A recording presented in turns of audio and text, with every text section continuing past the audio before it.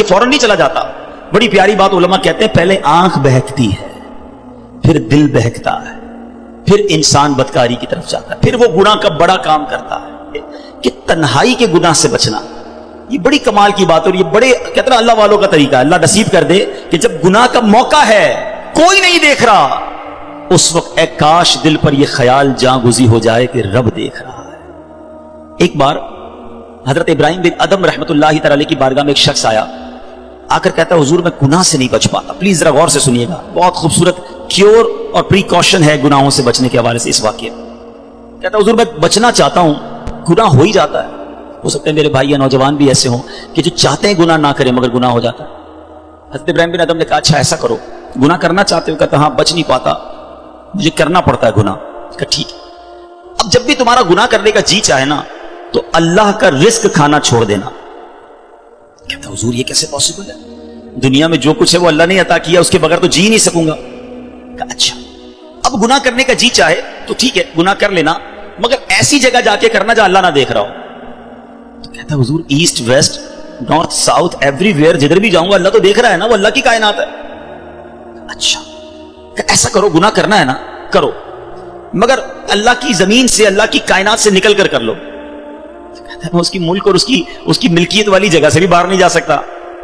اچھا گناہ کرنے کا جی چاہے ٹھیک ہے، کرنا چاہے تو کر لینا، مگر جب ملک الموت تمہاری روح قبض کرنے آئے نا تو ان کو منع کر دینا کہ نہیں میری روح قبض نہ کریں، میں نے ابھی توبہ کرنی ہے.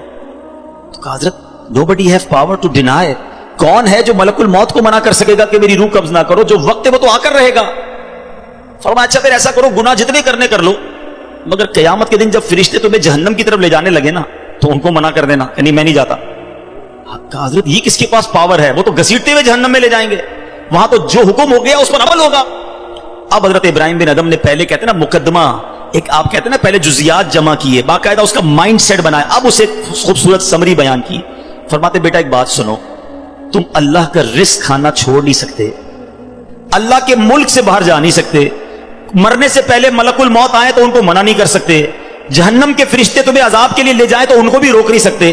جب یہ سارے کام نہیں کر سکتے تو پھر ایک کام کر لو، گناہ کرنا ہی چھوڑ دو. پھر وہ بندہ زاروں کتار رونے لگا اور کہتا ہے حضرت میں وعدہ کرتا ہوں آج کے بعد گناہ نہیں کروں گا. اے میرے بھائیوں میرے نوجوانوں، میں بہت اچھی طرح جانتا ہوں، میں آپ کی لائف گزار چکا ہوں، میں بھی اسٹوڈنٹ رہا ہوں. یہ لائف بڑی ڈیفیکلٹ ہے، شیطان اس میں بڑا حملہ کرتا ہے، نفس بڑا حملہ کرتا ہے، گناہوں کی طرف بہت کھینچتا ہے. مگر یہ ولیوں کا شیوا ہے کہ وہ جوانی میں عبادت کرے. اللہ کو بڑا پسند ہے وہ نوجوان. اللہ فرشتوں پر فخر فرماتا ہے کہ دیکھو میرا بندہ جوان ہے اور میری عبادت کر رہا ہے.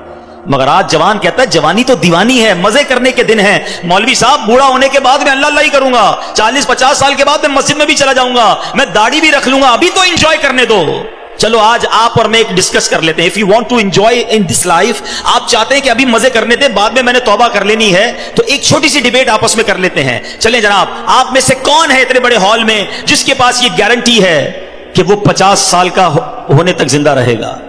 Anybody have guarantee? Nobody has guarantee. 50 سال زندگی مجھے ملے گی، کوئی ہے؟ نہیں ہے. چلیں ایسا کوئی بھائی بیٹھا ہو جو بتائے جو 1 سال میں زندہ رہوں گا. Nobody has guarantee for live for 1 year. چلو 1 ہفتہ زندہ رہنے کی گارنٹی ہے، کل صبح تک زندہ رہنے کی گارنٹی ہے. سمجھدار لوگ ہیں، میری بات آپ فالو کر رہے ہیں. اٹ مینز آگاہ اپنی موت سے کوئی بشر نہیں، سامان 100 برس کا ہے، پل کی خبر نہیں. آپ کہتے ہیں میں بوڑھا ہو کے توبہ کر لوں گا. ارے آج دنیا سے میں جا سکتا ہوں اور آج چلا گیا تو اللہ کو کیا جواب دوں گا؟ حرام کرتے ہوئے، شراب پیتے ہوئے، بدکاریاں کرتے ہوئے، گرل فرینڈ اور بوائے فرینڈ بنا کر حرام باتیں کرتے ہوئے کدھر جاؤ گے؟ قبر میں کیا جواب دو گے؟ دیکھیں یہ دنیا تھوڑی ہے، میں نے آپ کو جنت کا ریوارڈ بتایا ہے، وہاں نہ ختم ہونے والی نعمتیں ہیں. دنیا کی ایکسپائری ڈیٹ ہے، we have to go from this world. ہم سب نے دنیا سے جانا ہے، مگر جنت میں جو چلا گیا اسے موت نہیں آنی ہے. ہم فیہا خالدون، قرآن کا وعدہ ہے کہ ہمیشہ ہمیشہ جنت میں رہیں گے. تو کیوں نہ میں اس ریوارڈ کی تیاری کروں؟ یہاں نفس کہے گا تھوڑی دوستی کر لے، نفس کہے گا تھوڑی بری چیزیں دیکھ لے، انٹرنیٹ پر نئی فلم آئی ہے، فلاں جگہ کانسرٹ ہو رہا ہے، ارے سارے دوست نشہ کر رہے ہیں، تو بھی تھوڑے سے سپ لگا لے. آج اپنے آپ کو روکنا ہے، مجھے دنیا کی گندی شراب نہیں پینی، مجھے جنت کی پاکیزہ شراب پینی ہے. مجھے دنیا کی بے حیائی نہیں کرنی, گندی عورتوں اور لڑکیوں کی طرف نہیں جانا ہے. میری بہنیں اگر سن رہی ہیں وہ نیت کریں کہ ہم پردہ کریں گے, ہم بوائے فرینڈ کی طرف نہیں جائیں گے. انشاءاللہ ہم جنت کی نعمتیں حاصل کریں گے, جنت کا گھر حاصل کریں گے. یہ تھوڑی سی زندگی صبر سے گزار لو, تھوڑی سی زندگی توبہ کر لو. آج تھوڑی دیر ہال فل ہو گیا ہے, مجھے بھی پسینہ آ رہا ہے, آپ کو بھی گرمی لگ رہی ہوگی, مگر مجھے بتائیے قیامت کے دن گرمی کیسی ہوگی جب 50,000 سال کا دن ہوگا, سورج 1.25 میل پر ہوگا, زمین تانبے کی ہوگی, دیر از نو شیڈو, اللہ کے عرش کے سوا پوری قیامت کے دن کوئی سایہ نہ ہوگا. سبحان اللہ, نبی پاک فرماتے ہیں جس دن اللہ کے عرش کے سوا کوئی سایہ نہ ہوگا, چند خوش نصیب ایسے ہوں گے جنہیں اللہ کے عرش کا سایہ نصیب کیا جائے گا. ان 7 قسم کے لوگوں میں ایک قسم وہ ہے کہ وہ نوجوان جس کی جوانی عبادت میں گزری, قیامت کے دن اللہ کے عرش کا سایہ نصیب ہوگا. پلیز اپنی جوانی کو بچا لو. ایک بزرگ تھے, 100 سال عمر ہو گئی, ان کی آنکھیں بھی صحیح, ان کے دانت بھی صحیح, ان کی سماعت بھی صحیح, ایوری تھنگ پرفیکٹ, جوان. لوگوں نے کہا حضور 100 سال میں تو بندہ بستر سے لگ جاتا ہے, your every part of the body is perfect, یہ کیسے پاسبل ہے؟ کمال کا جواب دیا, کہتے ہیں میں نے جوانی میں اپنے in part of the body کو اللہ کی نافرمانی میں صرف نہیں کیا, بڑھاپے میں اللہ تعالیٰ نے میرے نازا کو سلامت کر رکھا ہے. آپ اچھا بڑھاپا گزارنا چاہتے ہیں نا تو پاکیزہ جوانی گزاریے, خدا را اپنے آپ کو بچائیے. اپنی شرمگاہ کی حفاظت کیسے ہوگی؟ جب آپ حرام دیکھنا بند کریں گے. سرما لگاتے ہوں گے آپ, ٹھیک ہے, سرما لگاتے وقت ہاتھ کانپتا ہے کہ یار تھوڑا سا احتیاط سے لگانا ہے, کہیں آنکھ میں سلائی نہ لگ جائے. اتنی نازک ہے میری اور آپ کی آنکھیں. موٹر سائیکل پر تو جاتے ہیں, کبھی کبھی کچرا آنکھ میں آ جائے, لال ہو جاتی, سرخ ہو جاتی آنکھ. ٹرائی ٹو انڈرسٹینڈ, اتنی نازک آنکھیں ہیں, اور ان آنکھوں کو جو حرام سے فل کر رہا ہے, روزانہ انٹرنیٹ پر نہ جانے کیا کیا دیکھ رہا ہے.